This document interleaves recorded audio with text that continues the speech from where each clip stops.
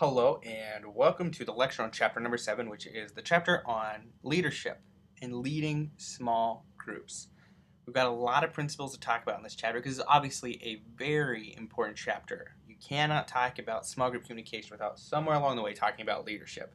There's a lot of things to cover, but it's not overly complex information. I'm going to try to simplify it even more by talking about leadership through the lens of 90s cartoons. So when I think back to the best time as far as TV programming is concerned, I think about the 90s.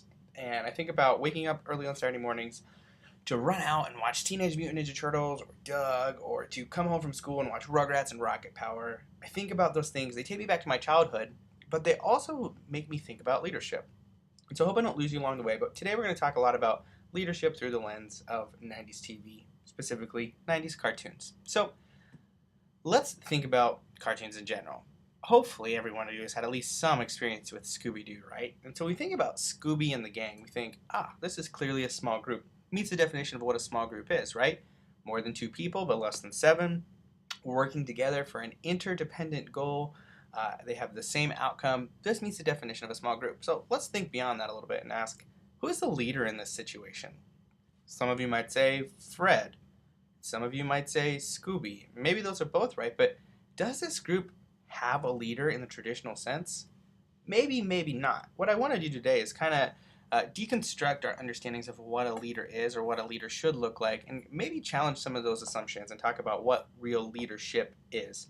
So we'll be thinking about that throughout this lecture. So think with me about the Magic School Bus, another classic, right? A PBS show which features Miss Frizzle, who's this wonderful orange-haired lady in the driver's seat, who's an elementary school teacher, and she takes her class on a variety of out-of-this-world amazing field trips, whether it's to the sun or to the rainforest or to the land of the dinosaurs. She takes them crazy places. She takes them places that no other group is able to go. And that's really how I want to think about leadership throughout this lecture, is that if your group has a great leader, that leader will be able to take your group to places you never thought imaginable, perhaps literally and figuratively as well. But you can't have leaders without leadership. So let's define leadership. Leadership is influence exerted through communication that helps a group achieve its goals. There's a key word in this definition, and that is communication. It's important to note that you cannot separate leadership and communication. Those two concepts go hand in hand. They are one and the same. There's a reason that leadership studies across universities across the nation are often housed or closely coupled with communication studies departments. There's a reason, because leadership and communication go hand in hand. But leadership is also something that's natural, right? There's a saying, either you're born a leader or you aren't a leader at all. We know that leaders have many innate abilities, one of which is power. So think here about the Rugrats. We think, here's a group, right? More than 2, less than 7, interdependent goal. Who's the leader? Well, you might say Tommy, but you'd probably also say Angelica, right? Because she's got power, and we typically associate power and leadership. Let's define this a little bit more. We know that power is the potential to influence behavior of others, often through rewards and punishment, expertise, legitimate title, or personal attraction. Angelica, right? She holds power above the baby's heads, as she calls them, whether it's because of her advantage in size, her advantage in age. She rewards or punishes and manipulates those that are beneath her, or she perceives to be beneath her. I want to encourage you to think about power differently here, and to not think about it necessarily through this lens, but to know that power doesn't have to be a bad thing. Yes, we couple power and leadership, but power does not have to mean dominance. It can, and unfortunately it can be coupled with manipulative leadership, but we're going to try to move past that idea today and think about power in a positive way. So we know that there are many different types of leaders, right? But all leaders have power. That's going to be the driving point from which we go here. Let's define leader a little bit more clearly. Leaders are those who use communication to influence others to meet group goals and needs. They are any person identified by members of a group as a leader, or a person designated as leader by the election or appointment. So we see that there are a variety of pathways to leadership, but no matter how you get there, it's that first part that really matters, right? You use communication to influence others, ultimately to meet the group's needs, their goals. To do what the group needs to do, you use communication to get there. Now we know that there are many types of leaders. The book highlights 2 at the beginning of the chapter, and I think they're a great place to start. They highlight designated leaders and emergent leaders. And I think those are two really good broad classifications of leadership. Let's start by talking about a designated leader. A designated leader is a person appointed or elected to a position as leader of a small group. So think with me to Captain Planet, right? Hopefully I'm not dating myself too much here, but Captain Planet is an ecologically themed children's television show in which this blue-skinned, green-mulleted guy leads a small group, again, more than 2, less than 7, each of which has a specific power related to an ecological function. So we've got earth, wind, water, fire, and air. Captain Planet, here, this guy, is a designated leader. He has more power. He has more resources. He has more leadership ability than the rest of these people. Thus, he's a designated leader. They appoint him. They say, Captain Planet, we will follow your leadership. On the flip side, there's something called emergent leadership, which is a person who emerges as a leader of an initially leaderless group in which all members start out as equal. And so for this, I think of Doug. Doug is a television show that aired in the 90s. Doug is a middle schooler, and he goes to school with a variety of people, all of which are on the same power level as he is. But for some reason, Doug is a leader. People follow him. People like him. People do what he says to do. Why? Well, it could be for a variety of reasons. We're going to talk about those reasons a little bit more specifically later on, but it doesn't really matter what the reasons are. We see that for some reason, he's an emergent leader. Despite being on the same level as everybody else, people look to him as a leader. So those are two broad classifications of leadership. Let's explore that emergent leadership model a little bit more carefully and put some theory behind it. So we simplified it by talking about it in terms of 90s TV, but let's look at this model.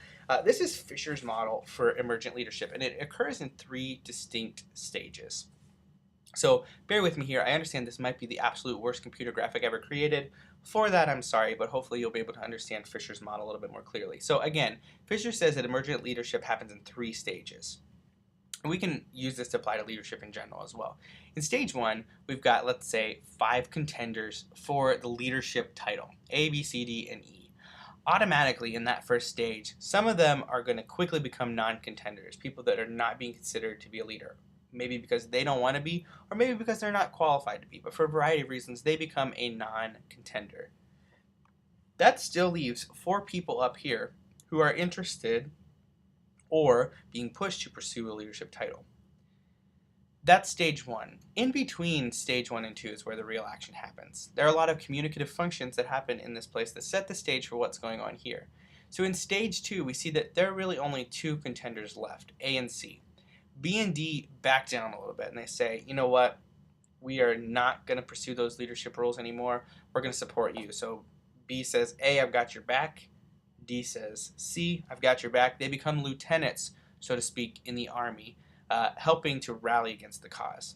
Again, a lot of communicative functions happen in here, between stage 2 and stage 3 that really set the stage for this final component. In this final stage, stage 3, we see that there is only 1 contender left. Largely, everybody else has rallied behind this person.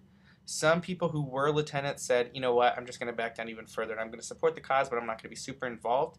Some people remain uninvolved. Regardless, we see that this is how a leader emerges. It's a step-by-step process. It doesn't happen right away. It can take some time.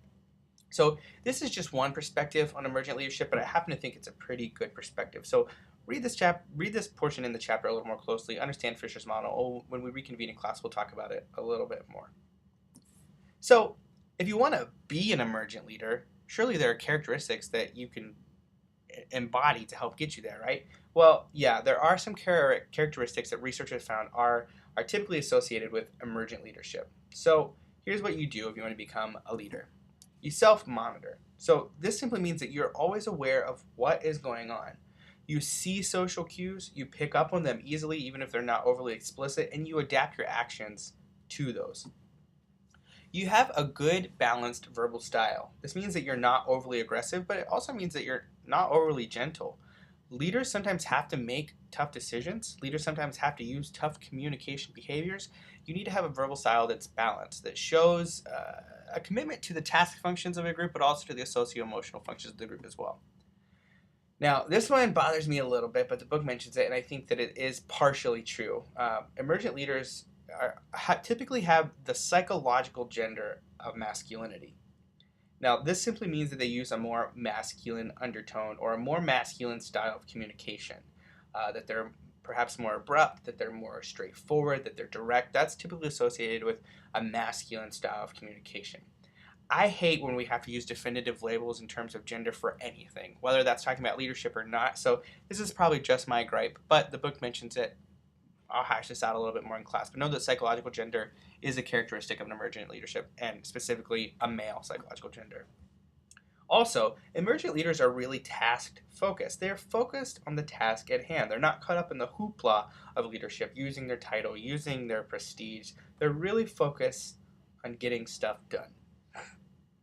Now, let's go to the flip side, because not everybody wants to be a leader, right? So, what do you do if you don't want to be an emergent leader? Well, there are many steps you can take to ensure that you will never be asked to assume a leadership role.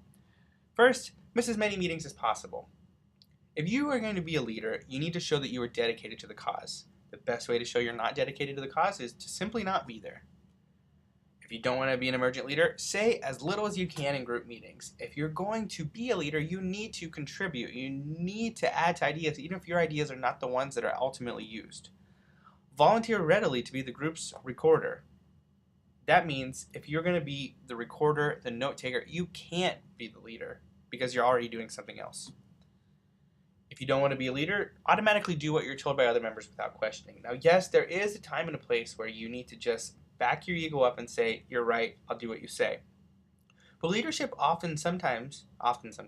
leadership often involves standing up for yourself or for other people, not just going with the flow, but being willing to avoid that groupthink and say, you know what, I don't think that's a great idea, let's do this instead. If you don't want to be a leader, you should be dogmatic, verbally aggressive, and act like you know it all. If you want to be a leader, you need to be balanced in your communication. You need to be willing to take a step forward, but also to take a step back. If you don't want to be a leader, play the role of a joker. Be that laissez-faire person. Be that social loafer. Be the guy that cracks jokes but doesn't actually do anything. Real leaders know how to meet the socio-emotional needs of the group, but also to get the task done. If you don't want to be a leader, show a disdain for leadership in general, whether that's somebody who's currently in a leadership role or just leadership broadly speaking.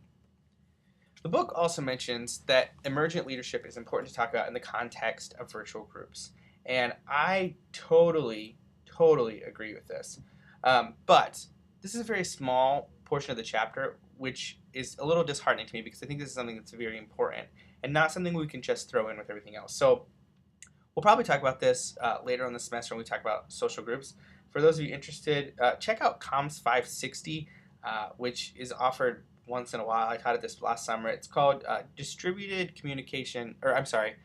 Organizational Communication in Distributed Environments, which is really talking about how we can see leadership emerge across space and time boundaries. So definitely make sure you read the chapter on this. We'll talk a little bit more about it in class as well.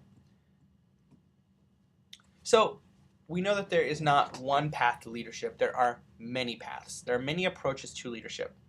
We're going to outline these 7 for the rest of this lecture. They are the traits-based approach, the styles-based approach, functions-based, contingency, communicative competencies, the leader-member exchange model, transformational leadership, and distributed leadership. So there is a lot to talk about.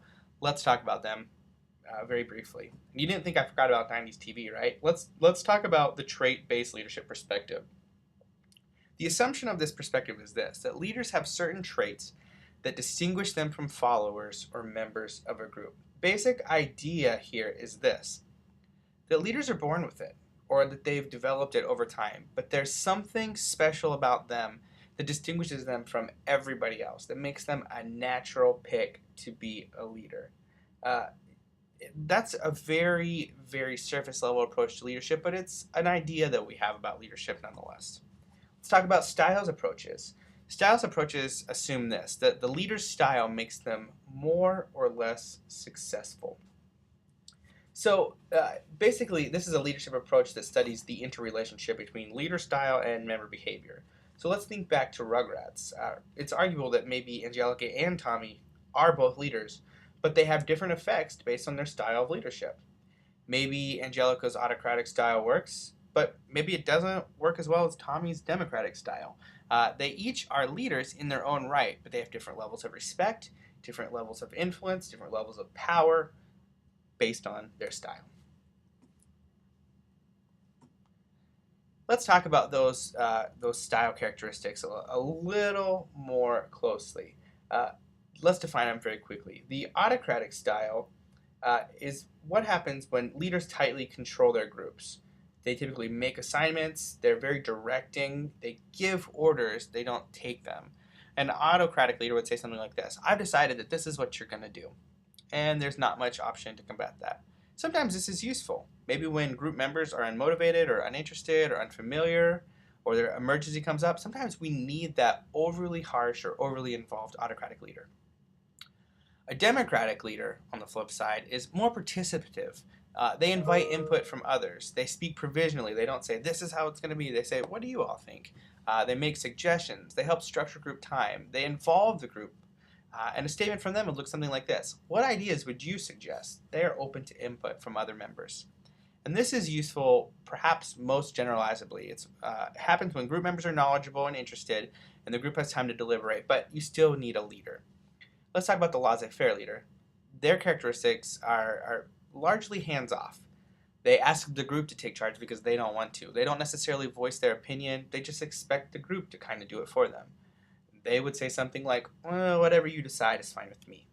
And sometimes this is useful. So if the group members are experts or have worked together in the past, it might work.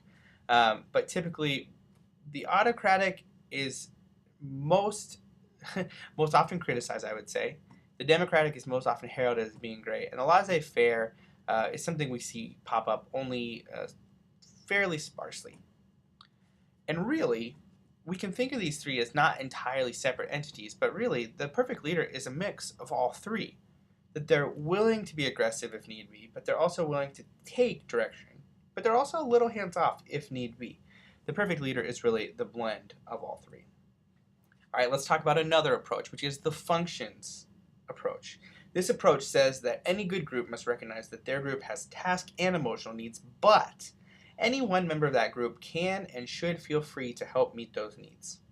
So basically, all group members are somewhat on the same level. And really, this is a simplified version of group leadership, but where individual leaders emerge and then fall back. So yes, there might be a leader, but in general, leadership is left up to the group. So think about the Powerpuff Girls, right? Cartoon Network classic. The Powerpuff Girls, have the professor who's their leader, right? But largely, each one of these Powerpuff Girls meets the need of the group. Their leadership alternates whenever need be. It can be supplied by any member. Somewhat similarly, there's also the contingency approach, which is the study of leadership that assumes the appropriate leadership style in any given situation depends on factors such as a member's skill or their knowledge, maybe their time available, the type of task at hand, and so forth. Here again, I want you to think about Scooby-Doo, right? If you need someone to do something crazy, who do you call? You call Shaggy to be the leader, or maybe Scooby. You need a smart person? You call Velma. You need someone to assert their masculinity? You call Fred. And you need somebody to be an aesthetic distraction? You call Daphne. Really, leadership is dependent on what is needed in that specific context for that specific time. Now, there are two models that talk about contingency more closely. These are Feidler's contingency model and Hersey and Blanchard's situational model. So the core of Feidler's contingency model is this. Oops, I'm sorry. There's an assumption that people are relatively inflexible and have leadership styles that they prefer to use. So rather than asking one person to do something outside of their comfort zone, we should recognize that different leaders are more appropriate in certain situations than others. And instead, we should match leaders to situations to create the best outcome. Hersey and Blanchard's situational model is a little bit different. It says that people are flexible enough to adapt their behavior to meet the needs of the group. This perspective says that leaders should be flexible enough to adapt to group needs. It's simple and it sounds good, but it may be a bit idealistic. We're going to compare these models a little bit more closely in class, so read the chapter, think a little bit more critically about the underlying assumptions of each, and when we reconvene, we'll talk about this as well. Another approach to leadership is the communicative competency approach. So This model assumes that communication-related skills and abilities of members are what really help the group overcome obstacles and achieve their goals. So I think of another great Saturday morning cartoon, which is Recess, right? So here we see TJ, who is arguably the leader of the group. And he's able to help his group climb out of a variety of sticky situations because of his ability to communicate well across contexts. Whether it's bringing socially awkward group members like Gus or Gretchen or Mikey on the same page and bringing them up to cultural speed, or calming the more functional vocal members down like Vince and Spinelli, TJ knows how to communicate across those contexts. He's communicatively competent, which makes him a natural leader. So let's look at a list of communication competencies that are typically associated with good leadership.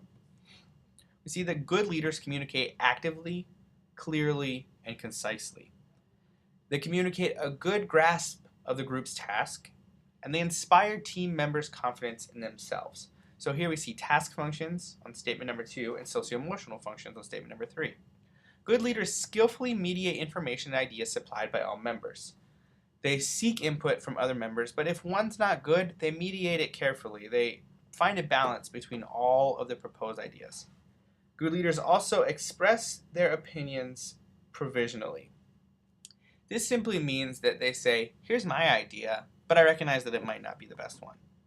And we know that good leaders are not self-centered, that they're willing to follow other people's directions. They're willing to take into consideration other people's ideas. And good leaders model a collaborative climate by respecting and supporting others. A true leader is always respectful of all group members, whether they agree with them or not. And then group leaders promote celebration of diversity and sensitive diversity management. So harking back to chapter number 4 on diversity, you cannot be a leader without celebrating that diversity. Good leaders share rewards and credit with their group. This simply means that when one wins, we all win. When the leader is successful, the group is successful. The book again differentiates communicative competencies in physical groups versus virtual groups. So let's look at some communication competencies in virtual groups. We know that good virtual leaders are central to the success of virtual groups. So a good virtual group has a good, strong leader that's identifiable. Good virtual leaders must thoughtfully manage virtual group meetings. Good virtual leaders do not lose sight of the social dimension of virtual groups. And then good virtual leaders use different technologies in their work group. So if you're in a virtual group, maybe you use Skype one week, maybe you use Google Hangout another. You use different technologies to facilitate the need. So we've talked a lot about leaders, but there are some assumptions here. Most specifically, you can't really have a leader unless you have a follower, correct? So let's talk about some of the relationships between the two. More specifically, let's talk about some theories of leadership and followership. First, let's talk about the leader-member exchange model. The leader-member exchange model is based on the finding that supervisors develop different kinds of leadership relationships with their subordinates depending on the characteristics of both the leader and the members. So think about Hey Arnold here, right? Arguably, Arnold is the leader. And so we have Gerald, his best friend, and the way he communicates with Gerald is arguably largely different than the way he communicates with Helga, right? This is based on those innate characteristics, not only of Arnold, but of the people that he communicates with. Very, very simple theory, but has a lot of insight for how we can communicate across leadership and followership boundaries. We know that the leader-follower relationship is interdependent. It couldn't happen without the other one. Therefore, we need to look at the leader-member fit, and that's really what this model discusses. So again, in Hey Arnold, there's a different fit between these two than there is between these two. Let's return again to Captain Planet and talk a little bit about transformational leadership. So this model assumes that leadership should empower group members to exceed expectations by rhetorically creating a vision that inspires and motivates members. So again, Captain Planet is this environmental show, and he really was a transformative leader. In the show and outside the show, he ended each episode with "The power is yours," or a variety of other statements. But see here, he's really empowering others to go out and do everything they can beyond any boundaries that have been set for them to help save the planet. That's what transformational leadership is about. It's inspiring others to do more than they ever thought possible, to go above and beyond. Another approach is distributed leadership, which is the concept that group leadership is the responsibility of the whole group as a whole, and not just the designated leader. Again, when one wins, we all win. When one loses, we all lose. It assumes that all members should provide the necessary leadership resources. So it's another approach to that functions approach or the contingency approach. And again, we see Powder Puff Girls, right? That when one wins, we all win. Leadership is distributed evenly, or maybe not even evenly, but it's just distributed across these three individuals. And then finally, we return to the Magic School Bus to look at one of the last models in the textbook, which is the leader as completer model, which operates under the assumption that leaders should function primarily as a participant or a participant observer, that they should monitor the group's progress, notice what's missing, and provide help when needed. So much like Miss Frizzle, who takes the kids on field trips, but only steps in and saves the day if needed. And if not needed, she just sits back and watches. Another really interesting concept for leadership that would work in some groups and would not work in others. And that's really the whole theme of this lecture is there is not one path to leadership. There is not one style of leader. There is not one type of leader. Really, it's contingent and it's situational. And so we're going to talk a little bit more about these concepts in class. We're going to delve into them a little bit more closely. Be thinking about some of these models, some of the theory behind this, how it applies to some of the other theory you've learned so far in your other comms classes or classes outside the discipline. Be thinking about what real leadership looks like. So that's it for Chapter 7. A lot of information in a very short amount of time. Obviously, it doesn't cover everything that's found in the chapter, so when you create your study guide, remember that you're responsible for that information as well. If you have questions, as always, please make sure you email me, and if I don't hear from you, I assume that all is well. I hope you have a fantastic day, and thanks for tuning in to hear my voice.